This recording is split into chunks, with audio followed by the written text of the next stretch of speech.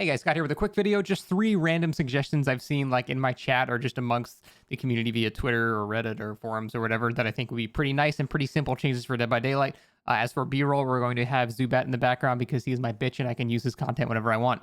So the first suggestion here is going to be for the perk Eruption. Eruption is pretty problematic at the moment. For those who don't know, Eruption is that perk where you kick a generator, it marks it, and whenever you get it down, all your marked generators explode, regressing it and incapacitating anyone touching that generator.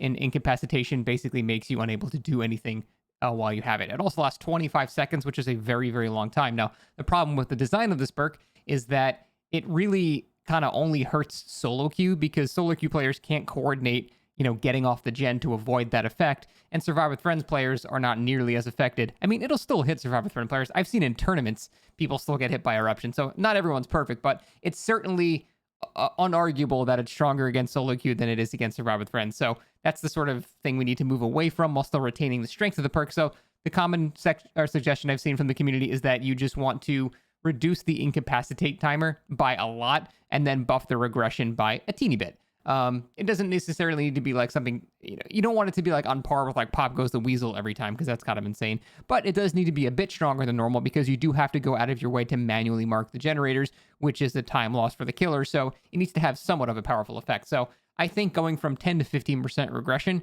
would be the correct call. And then reducing the incapacitate from 25 to like 10 seconds or something. 10 seconds is a long time to just sit there and not do anything. And I think there's like a fine value there. That was a pretty sweet jump into that window. There's like a fine value there because if you have the incapacitate too long, you get to a point where, well, the survivor's going to use that time to do something else. They're going to run towards a different generator or run towards someone who's on the hook. They're still going to like do something different. Where if it's 10 seconds, it's like, well, it's not quite enough time to warrant running somewhere else, so I guess I'll just stay. And typically when you have someone incapacitated, it ends up being the same amount of time of them being useless, but this will just feel a lot less annoying to go against. People would rather, at the very least, have it regress more and be able to sit on a gen and see more regression happen, or, see a chance to do more skill checks. Just some interaction of some kind. So I think that's a very commonly repeated community suggestion, and I think nobody will be upset with that one.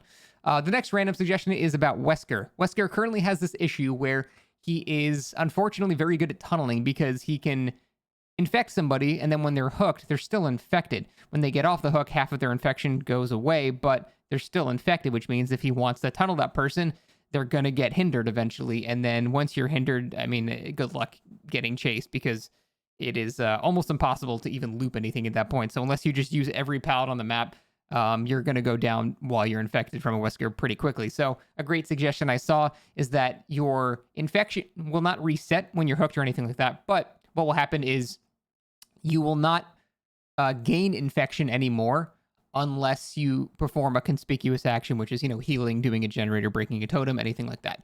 So anything to prove that you're not being tunneled anymore, and then your infection progresses as normally. And other than that, we don't have to change any other mechanics. And we can keep it pretty much exactly the same.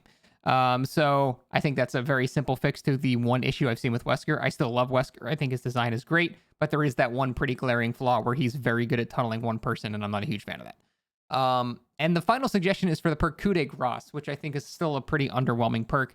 And the reason is the method in which you gain tokens involves you essentially losing the game. If you want to get all 5 tokens, all the gens have to be done. But the effect itself ends up being used too rapidly when you don't even really want to. So the common suggestion I've seen for that is it just simply does not consume one of its tokens to extend your lunge unless you actually benefit from the extended lunge. Because the main problem with that perk is when you have a token of it, you don't want to lunge ever because you don't want to waste your stack. So you end up only being able to tap M1 on people, which is going to lose you more hits than it gains you from the actual value of the perk.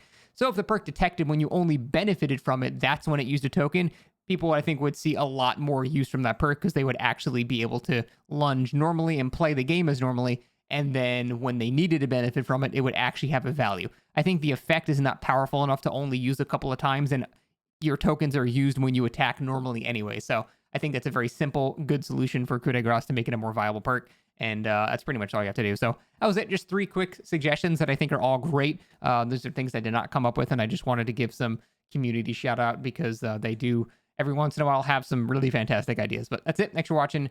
Zubat sucks.